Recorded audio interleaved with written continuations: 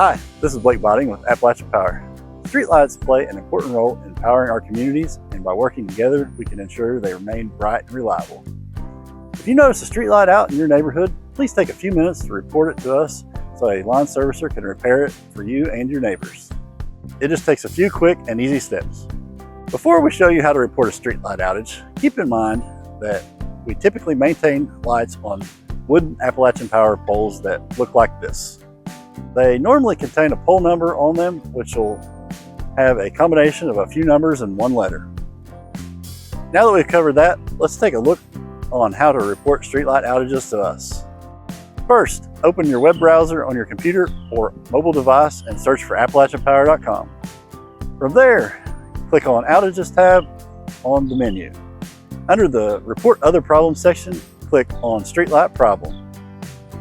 Before beginning the form, we need to verify one piece of information.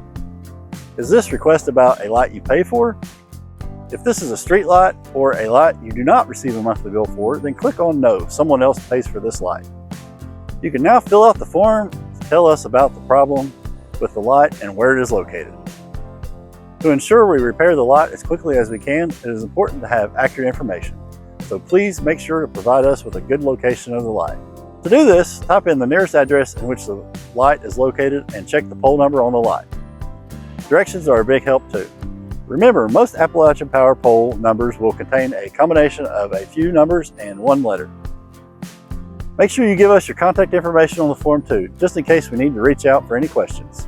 Once you filled out all this information, double check everything one last time and hit Report Problem at the bottom of the page.